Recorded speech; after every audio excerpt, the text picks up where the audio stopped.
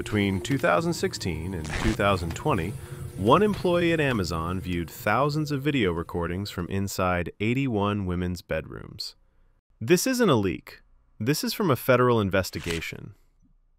Because in 2023, the Federal Trade Commission released a 54-page complaint that exposed something most Ring customers had no idea was even possible. And here's what makes this different from every other tech privacy scandal you've heard about. Amazon knew this was happening. They had the data. They had the complaints. And they made a calculated decision to keep the system exactly as it was. This is that story. First, let's establish what we're actually talking about here. Ring makes more than just doorbell cameras. They sell indoor security cameras, the ones you put in your living room, your hallway, your kid's bedroom, your elderly parents' room. Millions of people bought these cameras thinking they were protecting their homes. And to make that work, Ring had to build infrastructure. Servers to store the footage, engineers to maintain the system, support teams to help customers when something went wrong. That means employees needed some level of access to customer video feeds. That's technically reasonable, right? Here's where it gets interesting. Amazon gave that access to hundreds of employees. In Ukraine, in the Philippines, engineers who had nothing to do with customer support. And they gave them something most people would assume was impossible: unfettered access. That's not my word. That's the FTC's word. Unfettered. No approval process, no logging requirements, no oversight. An engineer in a support center could type in any Ring customer's email address and instantly pull up their live camera feed. Every camera in their house, with no one knowing. Now here's where the documents get specific. The FTC complaint describes one particular employee. They don't name him, but they lay out exactly what he did. Over several months, this engineer would come into work, log into the Ring system, and search for cameras with specific labels. Master bedroom. Bedroom. He would pull up the recordings. He would watch them. Thousands of them. The FTC confirmed he did this with cameras belonging to at least 81 different women. His supervisor found out. Want to know what happened next? The supervisor initially said the employee was just doing his job. Reviewing footage was part of the workflow. Nothing unusual here.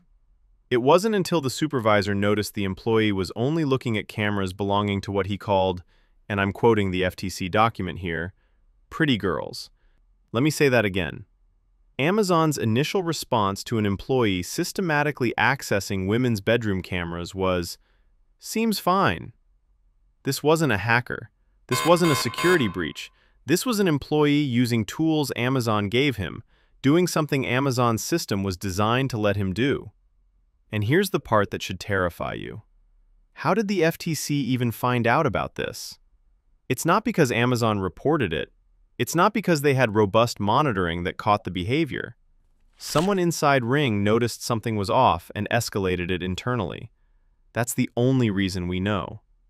Which raises the obvious question: how many employees did this without anyone noticing? Okay, so one employee. That's bad, but maybe it's an isolated incident, right? Let's look at the numbers. According to the FTC, Ring gave video access to, at a minimum, hundreds of employees and third-party contractors across multiple countries, with no centralized access logging until 2018.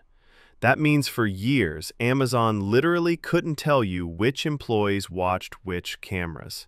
They just didn't track it. But it gets worse. The FTC also documented that Ring had no video encryption for years. If you were watching your camera feed on the Ring app, that video was traveling across the internet unencrypted. What does that mean in practice? It means that anyone with basic network access, someone on your Wi-Fi, someone at your ISP, someone at a coffee shop if you checked your Ring on public Wi-Fi, could intercept that video stream. The FTC found that Ring knew about this. They had internal discussions about it. Engineers raised red flags. Amazon's response? They didn't implement encryption until 2018. Why? The documents suggest it was about cost and engineering resources.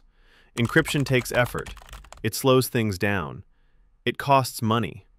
And here's what that lack of encryption enabled. The FTC identified at least 55,000 U.S. customers who had their Ring accounts compromised by hackers between January 2016 and March 2020. Let me be specific about what compromised means in this context. Hackers gained access to customer accounts. They could watch live camera feeds. They could use the two-way audio feature, the one that lets you talk to delivery drivers, to talk directly to people in their homes. There are documented cases of hackers using this to harass people, to threaten them. I'm Santa Claus. Don't you want to be my best friend? Amazon knew these breaches were happening. They were receiving reports, but they didn't implement basic security features that would have stopped them. No two-factor authentication requirement. No forced password resets for compromised accounts. No proactive security monitoring. Why? Because forcing customers to set up two-factor authentication creates friction. It makes the product slightly less convenient. And apparently, user convenience was more important than user security. Now, I want to be very clear about something. This isn't a story about one bad employee. This isn't even a story about hackers. This is a story about corporate decision-making.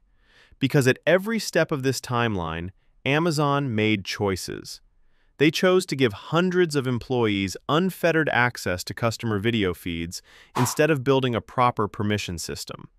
They chose not to log who was accessing what, even though logging is Security 101. They chose not to encrypt video streams, even though their own engineers said they should. They chose not to require two-factor authentication, even though they knew accounts were being compromised. These weren't accidents. These were cost-benefit calculations. And here's what makes this so much worse. Ring markets itself as a security company. The entire value proposition is, we will make your home safer. You're literally paying them to protect you. And what the FTC documents reveal is that Amazon prioritized growth and convenience over the actual security of the product they were selling. So what happened when all of this came to light? In May 2023, the FTC announced a settlement with Amazon. The terms? Amazon would pay $5.8 million. For context, Amazon's revenue in 2022 was $514 billion. This fine represents 0.001% of their annual revenue. If you make $50,000 a year, the equivalent fine would be 50 cents. But the settlement did include some meaningful changes. Ring is now required to implement comprehensive access controls. Employees can only access customer videos if there's a legitimate support ticket. Maintain detailed logs of every access. Who watched what and when. Implement privacy and security programs with regular audits. Provide customers with breach notifications. Delete customer videos within 60 days of account deletion. These are good changes. These are changes Ring should have had from day one. Here's why this matters beyond Ring. Ring isn't special. They're not an outlier. They're representative of how tech companies think about your privacy. Because the business model is clear. Collect as much data as possible. Build the product first, security second. Move fast, break things, including your customers' privacy. Scale to millions of users. Then worry about locking things down. And when they get caught, pay a fine that represents a rounding error in their quarterly earnings. Promise to do better. Keep growing. So what do you do with this information? First, if you own Ring cameras, here's what you should do today. Check your Ring app settings. Turn on two-factor authentication if you haven't already. Review which cameras you have active and where they're pointing. And here's the uncomfortable truth. If you have indoor cameras, especially in bedrooms or bathrooms, you need to have a serious conversation with yourself about whether the security benefit is worth the privacy risk. Because even with the new FTC requirements, Amazon employees still can access your video under certain circumstances.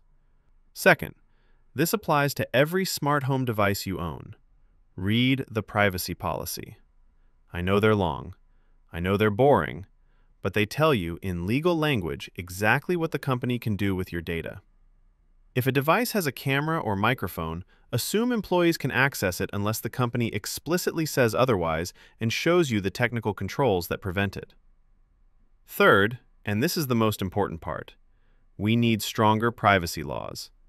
The only reason Ring changed anything is because the FTC forced them to, and the FTC could only do that because they had legal authority under existing consumer protection laws. If this story made you angry, channel that anger productively. Contact your representatives. Support organizations fighting for digital privacy rights. Vote for candidates who take tech regulations seriously. Because right now, the default setting in tech is collect everything, secure it later, apologize if caught. That only changes when the consequences of getting it wrong are more expensive than doing it right from the start. The documents I've referenced in this video, the full FTC complaint, the settlement terms, all of it, are linked in the description below. They're public record. You can read them yourself. Because the best defense against corporate surveillance isn't hoping companies will do the right thing. It's knowing exactly what they're doing in the first place.